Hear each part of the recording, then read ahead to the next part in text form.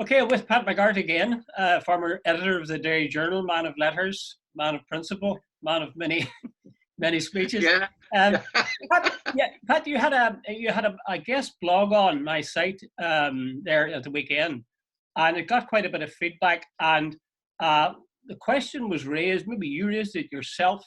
You said you had a meeting with Eddie Daly, and he Yeah. was defending what had happened. Well, not defending it, but he was explaining it in terms of Yeah. that different standards applied then, or you were looking at the past using the measuring stick or the morality stick of the present, and that Yeah.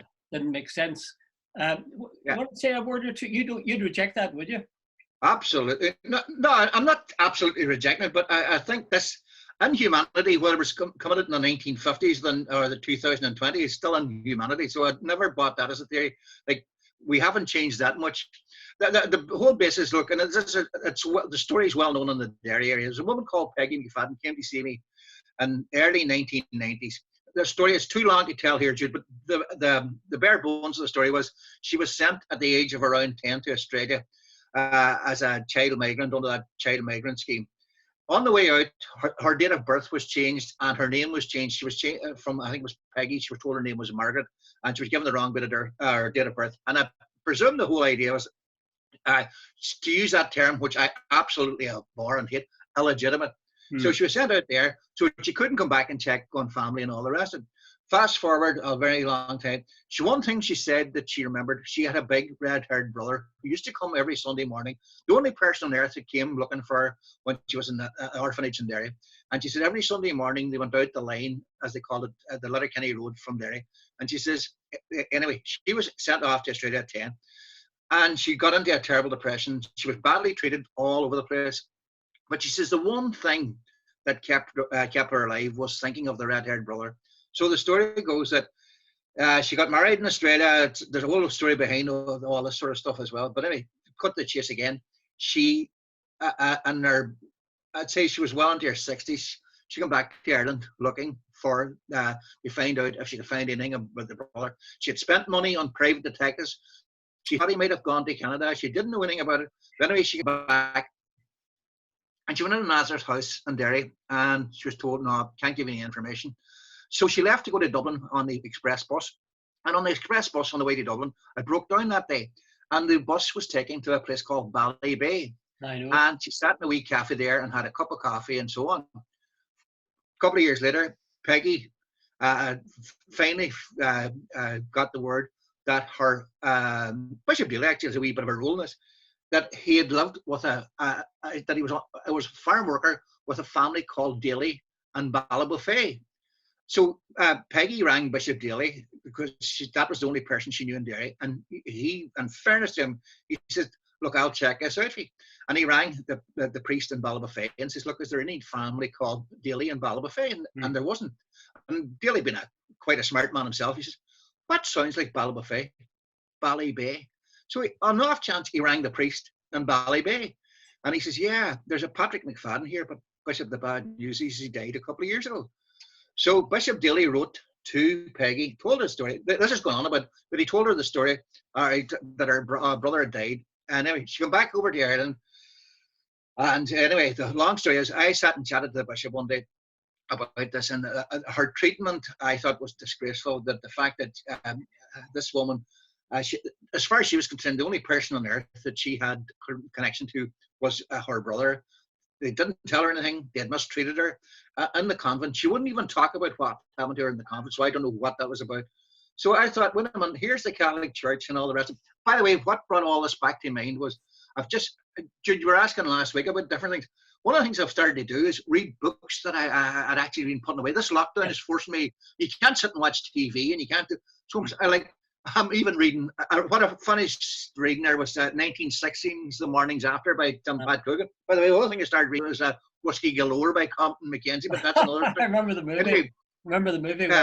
Well, Listen, anyway, it's great. Stick with the Peggy story.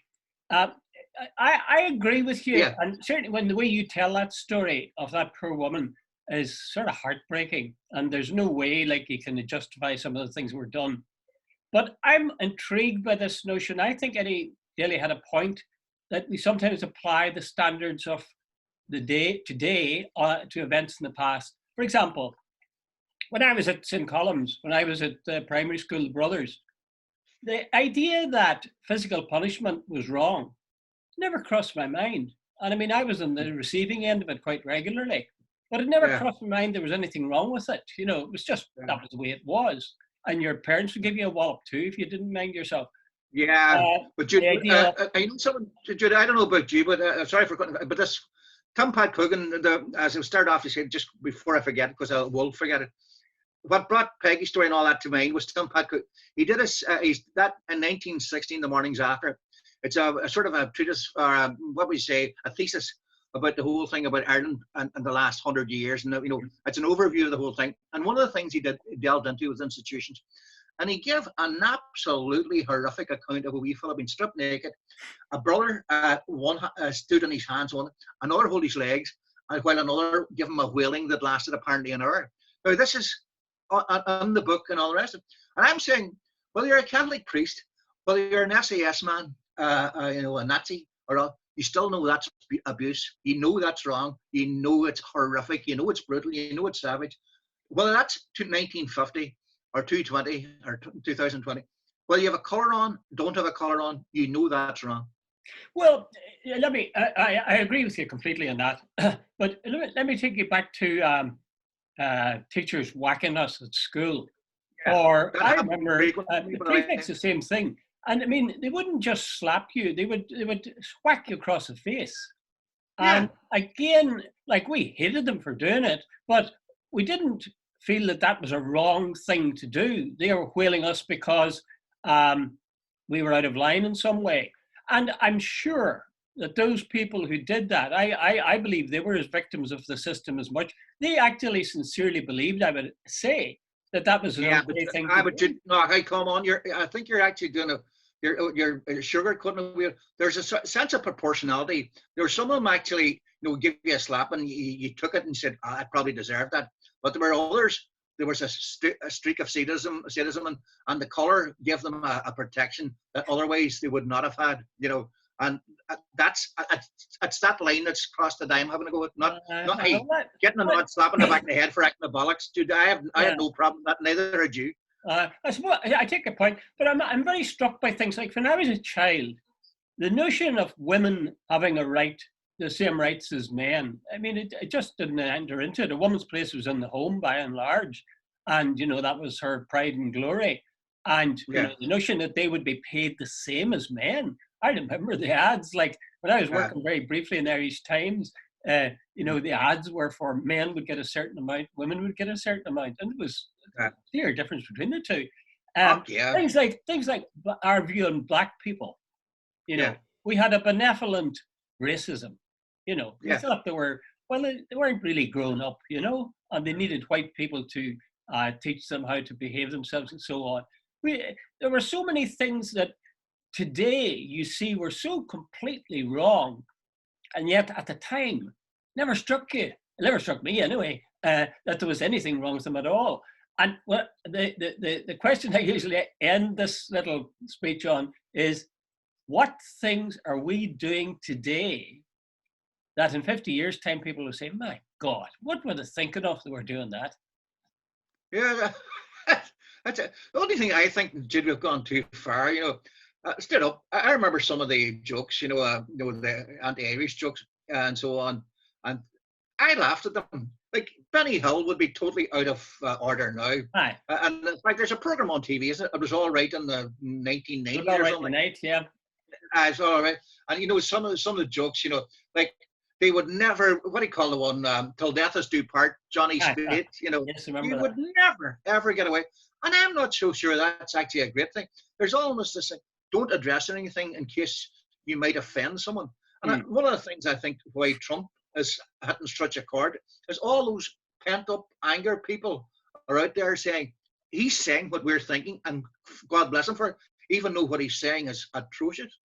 Well, you see, I was talking about the response to your piece on Facebook, Pat, and somebody said something they thought I had written it, I think. Yeah. And maybe, did you mention something about somebody's appearance? But anyway, he said, this guy said to me, Jude, you need to watch talking about people's appearance. It got you into bother in the past.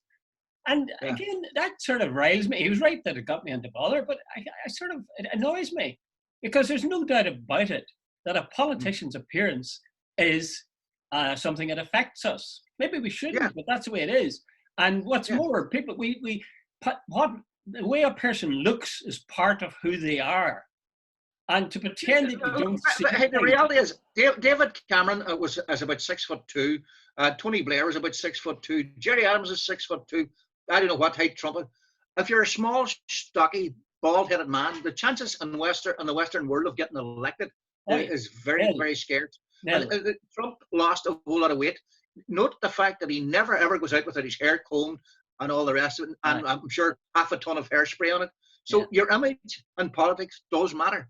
You know, you mightn't want, like, it should be your brains, it should be your compassion or your understanding or your intelligence or something, or your political ability. But the old saying is, a friend of mine in Australia used to say, you never get a second chance to make a first impression. And that, and that is so true of most politicians. So how you look in public life does matter. That's right. But in general terms, what I'm saying is, you're saying that we've got to the stage now where we are fearful that we'll not be liberal in our views. And I think that links into this thing of the things we did in the past that were accepted as being quite normal. And really today we are filled with abhorrence at the very thought of them. But, you know, I don't know. I think it's wrong. I think there's a real danger of us judging people by today's standards. Like, as a father, I've never struck my children. But my father would have done nothing. I've given you a wipe, and my mother too. And what's more, at the time, the worst thing you could have done, everybody agreed, including kids, was spoil your wains. Yeah. You know. Well, so, my father, the one bit of advice I remember when and it was a great bit of advice, and I keep telling my own kids the same. He said, he used to call me Paddy. He says, Paddy, one bit of advice I'll give you. He says, no one likes a spoiled child. And you see, you know, when now kids, you know, I had a rule. I had never hit my kids, but I had a rule. If they must behave, come here, I want to talk to you. Mm-hmm. You know, I mean, the big difference between spoiling them and not hitting them. Absolutely, you know, like, but you see, my point was that implied, you know, that you should have the stick, like, and it should be something that you would apply, you would use to enforce an absolute. One last question on that, Pat, and then we'll move on to something else. Do you think that we are progress? I would say, what will we look back on, and will people look back on in 50 years' time and say, "My God, how did they think that was right?" Do you see that? Do you see the curve of history as always being up? Yeah. You think we're getting better all the time? No, Jude, I am not 100% convinced in that one. You know, by the way, our attitude definitely towards black people, you know, what do you call it, benign benevolence or whatever the term you used? Benign racism. You know, it was patronizing in the extreme. You know, and hate women doing the exact same job and getting paid a lot less. Now, there's no justification. But I think basically, Jude, everything has to be sort of equitable. I think when we look back on the way we've treated, you know, refugees this last 10 years, I think we will not cover ourselves in glory. You know, those people, a lot of them were, what would you say, running away from political damage being done by Western countries. You know, and then we turn around and say it's not our problem. But I think you see, that's something that the people who do it know is wrong. They know it's selfish. They know it's turning away people whose lives are at stake. I'm talking about things that are so embedded as being okay in our society. I can't even think of it. I'll turn it back. Can you think of anything that we were doing now that in years to come? That's the point, you see. I think that's the point. That it is so much a part of what everybody thinks and the way people are that we can't spot it. And only later, as I say, the obvious examples was black people. We used to say, oh, but they've lovely white teeth, you know. God, what? Yeah. You mean you Well, just yeah, I shrivel up when I think of the things that we would have yeah, said. yeah, But we thought we were being nice to them, you know. yeah. Anyway, anyway, But when you think, but when you think of it, Nelson Mandela, Martin Luther King, Gandhi, not one of those three, just quite obviously was white, and yet they were probably three of the finest human beings to live in the last century. That's true. That's true. And just as a footnote to that, I see where what they now call it. I don't know what it stands for, but what they call the BAME. I gather it's black and people of color and so on. That the BMA, the British Medical Association, are kicking up stink about the fact that the doctors, the 10 or 11 doctors who died in Britain fighting COVID-19, there was all of them were people of, Indian extraction or African extraction. Rosie was watching the thing last night. My wife was watching it last night. But there was this thing on, I think, before the news, and there was a sort of tribute to a lot of the people who had died. And it was the thing that struck, like a sledgehammer on the mouth, was the vast majority of people who are people of color.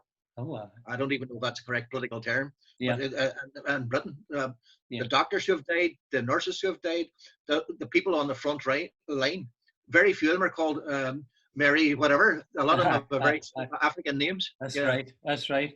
Yeah. Even when they escaped to the middle class, I mean, the thing with people from the Caribbean or different places living in England for generations, they're at the bottom of the heap economically. But even when they clamber out of that, they're still getting it in the neck. Anyway, let's move on.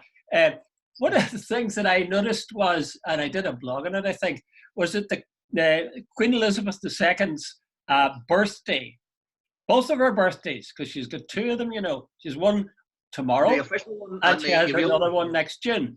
So that makes her, I reckon, about 188 if you were to count all her birthdays. But they're not going to have a 21-gun salute or a 44-gun salute. They're going to cancel all these celebrations because of the pandemic.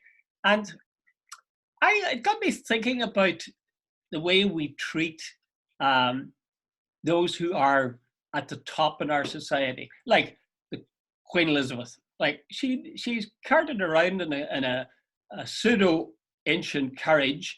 She lives in huge bloody mansions that you could put 50 people in and you still wouldn't have begun to fill them. And she's got these all over the place. She's got enormous personal wealth, and yet everybody says that she's doing a great job. If you take it even aside, leave aside monarchy, even you were an ardent monarchist. If you look at Ireland, Áras an Uachtaráin, I mean, Michael D. Higgins and his wife, whatever her name is, doesn't need a house that size. And why is it that we pride ourselves in giving it to them? All the leaders of government, and that includes, if you take the South, if you're in the cabinet, you've got a Merc or you've got a car that's driven by a chauffeur.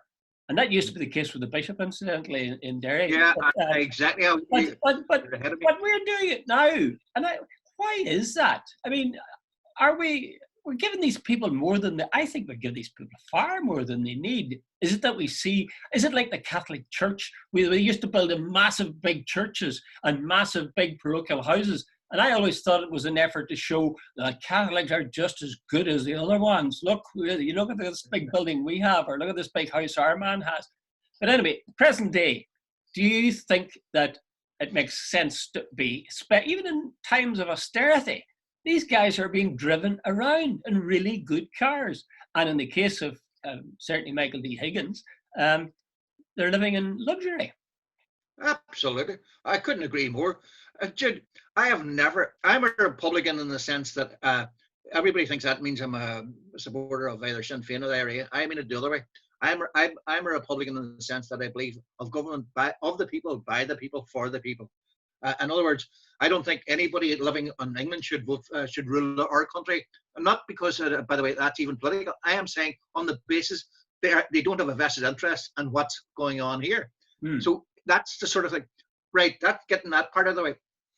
The whole concept of one hereditary family being so much superior to the rest of us is beyond I can't even get my head around it. It is a joke of the whole concept of hereditary royalty to me is I can't even think the right word. I was going to say a joke, but that's not even strong enough for it. It's genetic roulette. It's genetic roulette. You never know what's going to come out. Exactly. And so the whole concept of having a royal family, but moving on, as you say, but yeah.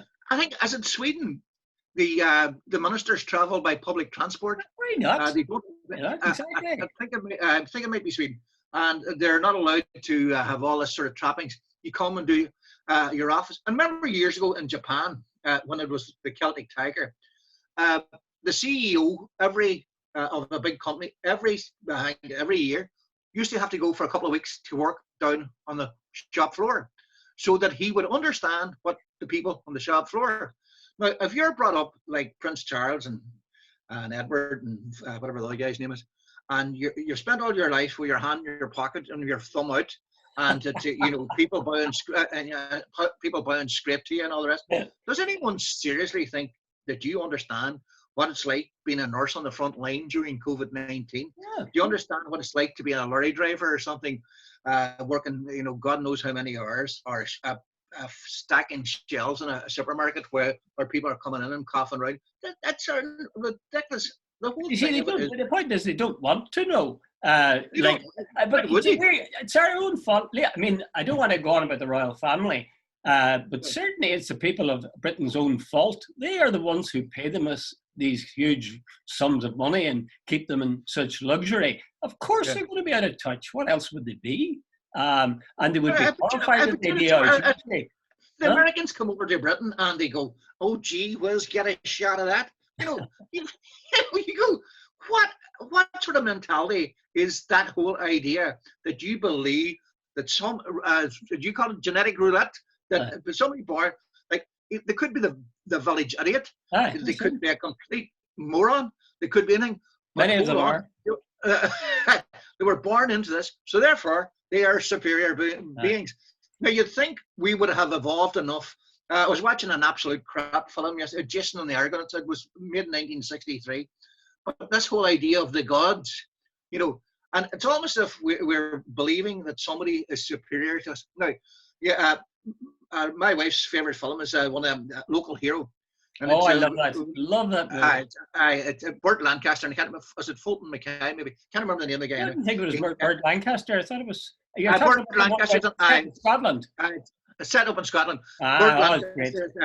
But the concept of the film is the wee guy who lives on the beach, looking up at the stars at night and stealing food from the local hotel.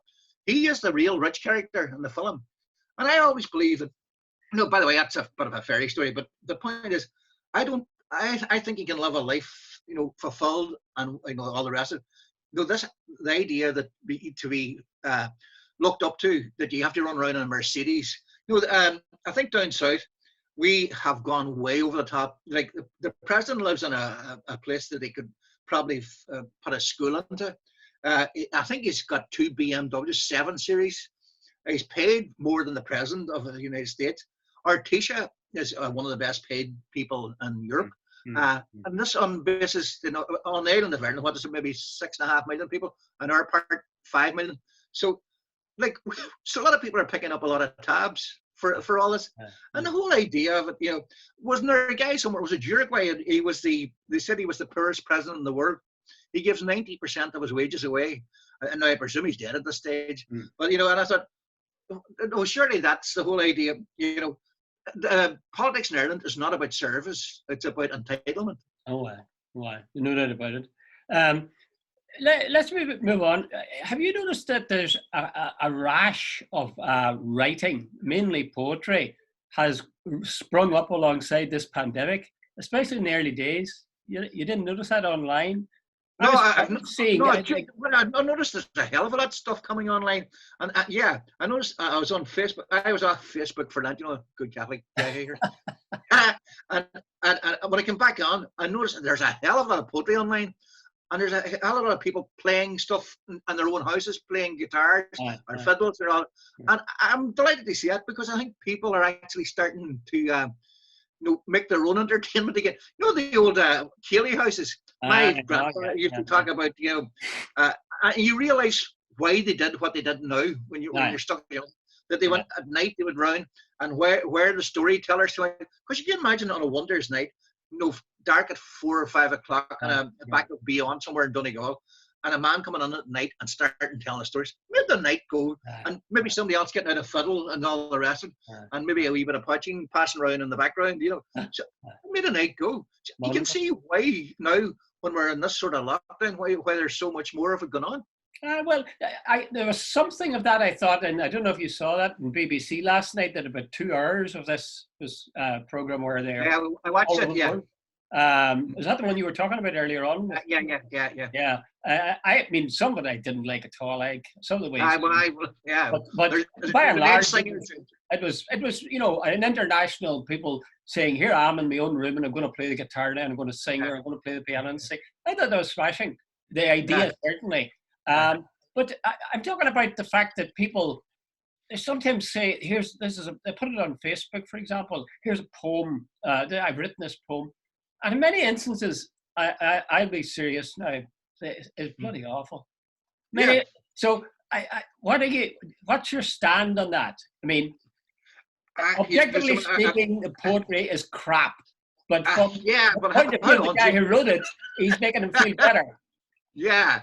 Okay. Right. I agree. Hey, look, Paul McART came on last night, and he is atrocious. His voice is beyond atrocious, and he's worth 600 million. So I'm going to forgive some guy who writes 4 verses of a poem, and it's not world class. So I've seen a couple of kids on, and singing and so on. Now, some of it, you're dead right. It's awful, dirge stuff. But then there's a couple of them okay, and somewhere in the middle of it all, you would hope maybe something will come out of it. There's a guy I know quite well. He used to put up a poem. He's now going on and reading poems. He's reading Yeats, he's reading Keats, he's reading, and it's great. Some mornings when I've nothing to do, I'll sit and listen to him reading a poem. So what is it? Joan Baez, after a relationship with Bob Dylan, she said it was when she was thinking back at it, and she says memories can be, they're like diamonds and rust. Maybe in the middle of all the rust, you might find one diamond. So, seeing all this, maybe somebody will produce a great poem or a great short story or something. Well, I think there's 2 things happening here. People offer it, and they tend to think, well, as I said to you before, people show you something they've written. What you really want, certainly what I want, is people to say, "God, that's wonderful. That's bloody marvelous." I don't want criticism. I want applause.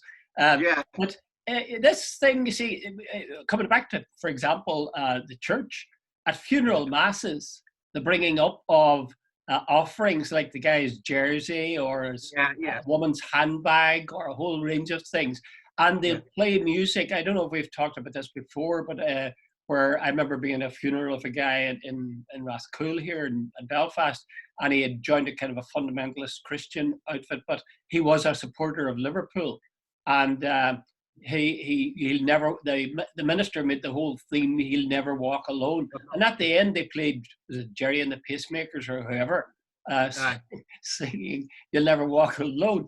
Now, I think from an aesthetic point of view, it just was awful. I mean, I didn't know where to look, but it meant a lot to the people that were there. They were in tears nearly, So, there's a priest friend of mine, and he's gone now, he's no longer with us.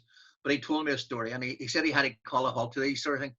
At one funeral, they said Johnny liked to drink, so he came up with 2 pints of Smithwick's and placed it on the coffin.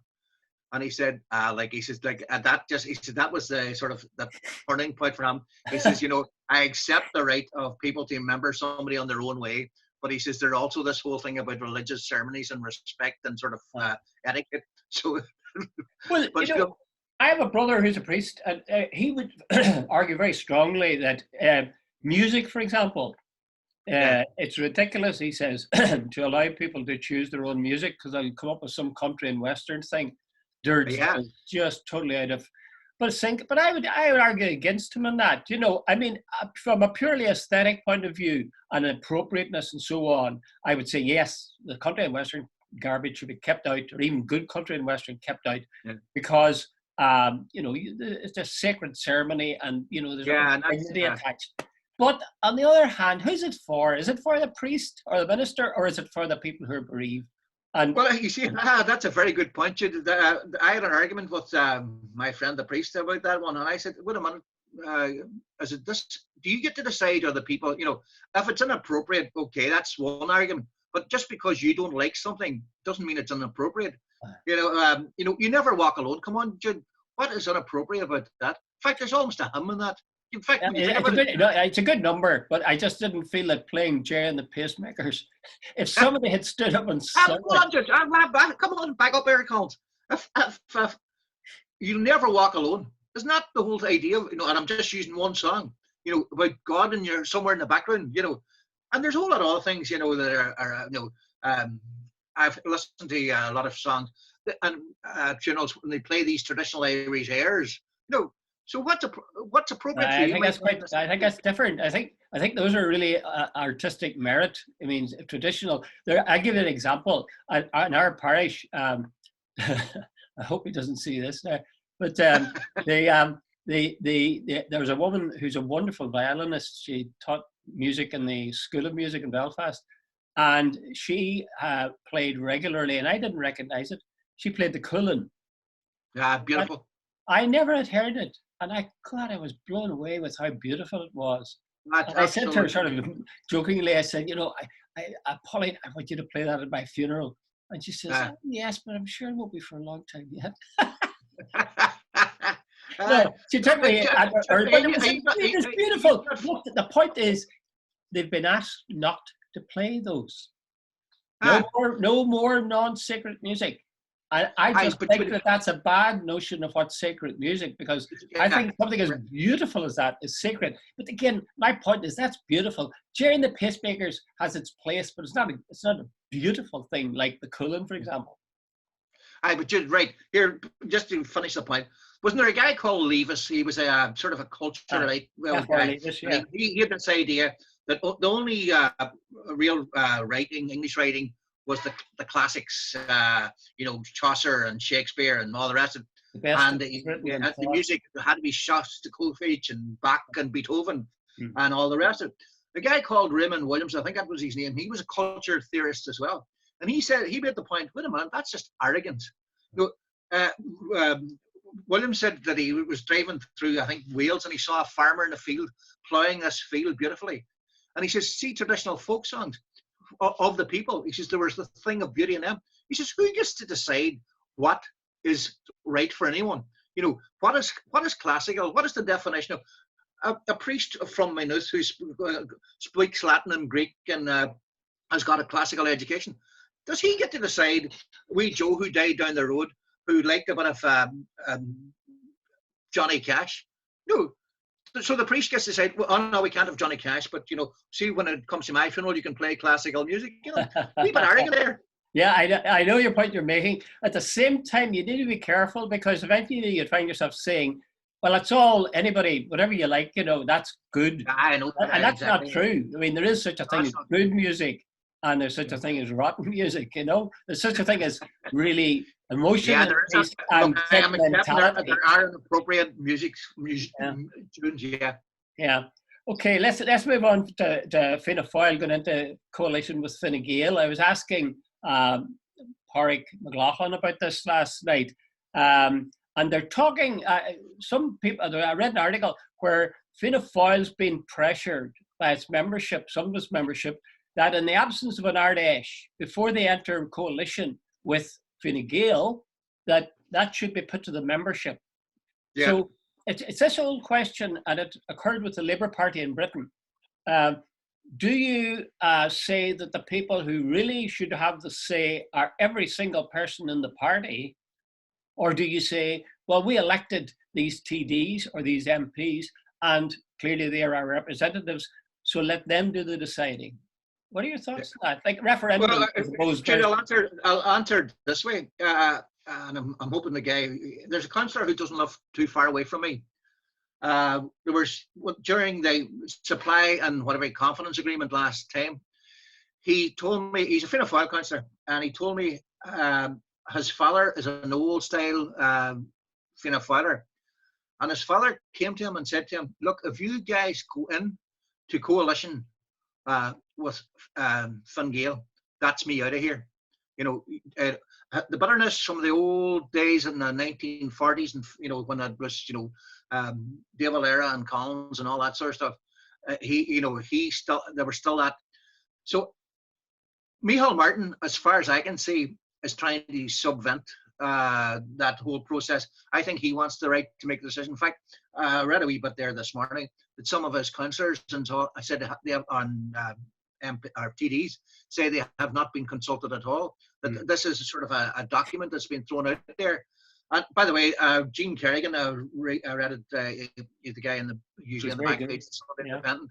You know, he said that it's just his analysis was that it's just full of platitudes. You know, including it's our job to make it the best life possible for the people of Ireland. He says, "Good God Almighty, how wide and how stupid a sentence is that?" Is anyone seriously going to say, oh, we want to make things worse?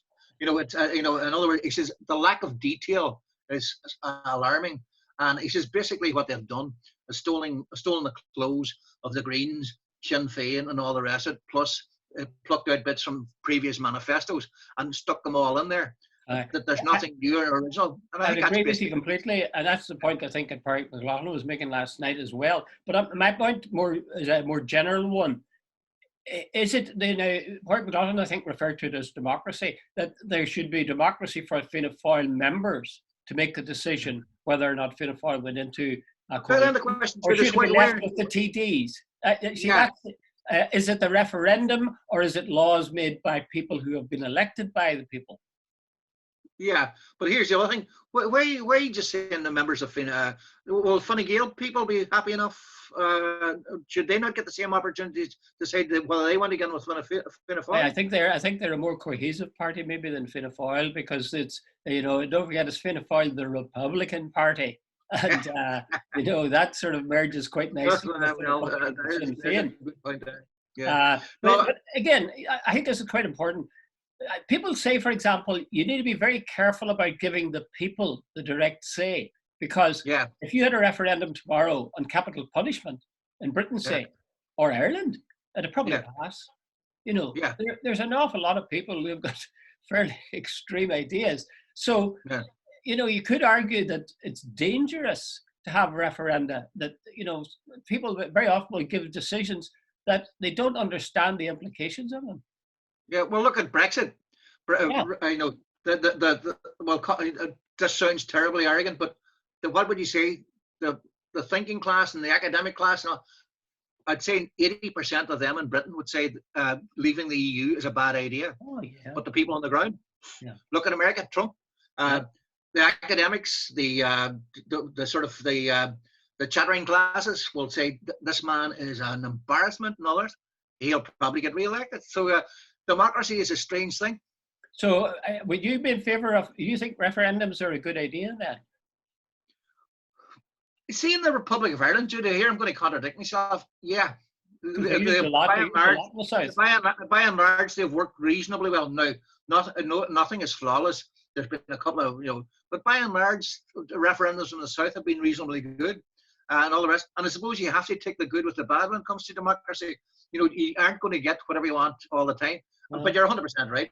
Tomorrow morning, I'd say if they held a referendum in Britain about capital punishment, it would pass by a country mile. And in fact, there are some people who nearly have public executions, all the rest of it. So, right. Slowly kill them. Exactly. The final thought, Pat, because we're running on an awful lot here. Last night's musical thing that went on for I don't know how long. It was British artists, and they had clearly taken some people from a similar thing was put on in the States maybe the previous day. Is there no Irish equivalent? Because there's some wonderful Irish musicians. Is there? Has RT come up with anything like that or not? No, Jude, there's a hell of a question. I don't think so. But what was somebody said there the last day, and I think even you mentioned it as well. Apparently, I think it's Sweden again, and some of the other countries. I think it's Sweden. They're paying their nurses 220%, like, in other words, what their previous wage was, right? Britain lets everyone come out and clap the nurses. These are the people who are dying, and all the rest of it. Ireland too, I think, is an odd wee clap and all the rest of it.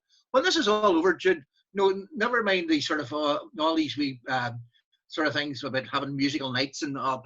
Why don't they pay the nurses, the frontline staff, and all the rest a proper wage? Now, by the way, I agree, I hope RT and Ireland get some sort of musical thing and all together.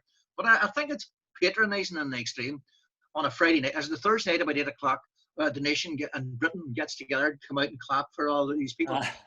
Yet they're not providing them with PPE or whatever it is. They're not providing them with proper wages. They have had a pay freeze for austerity for about 10 years. And yet the minute the MPs go back home, they're given a 10,000 extra allowance and all the rest. And you sort of go, did you people vote for this sort of thing? You sort of have to go and ask what sort of people in Britain voted for the Tory party to do this to them. Well, they voted them in now, and they voted Boris in with a clear majority. A final question, Pat, for this session. What have you learned about yourself or about life in the last week of lockdown? Are you going slowly mad, or are you actually hitting the rhythm of this thing? Probably more the second than the former. I've got myself a routine, and I've discovered I like a routine when a time like this. But like my wife keeps telling me, I was born to be a hermit in a certain way. Dude, I like sitting here reading a book. I like having my own time. I get up in the morning. Maybe have a cup of coffee and read a book for a wee while, or watch someone escapist on TV, as I said to you before. And then I make a point of doing a couple of hours physical work. And like, it's by and large this last week, we have quite a lot to do. So the painting there, so I'm doing most of it myself. That keeps you going. So then in the evening, what I've discovered about myself, Jude, is I'm sort of quite content in my own way. Now, I miss my kids and I miss my grandkids, but it's not killing me. Definitely not. I can deal with this. It's just saying that our interconnect connection is unstable. So maybe that's a sign from God to tell us to stop talking, Pat. So can you hear me still? You're coming through, but your voice is sounding a bit garbled. Thanks very much, Pat, and we'll see you next week. All the best, Jude. Okay.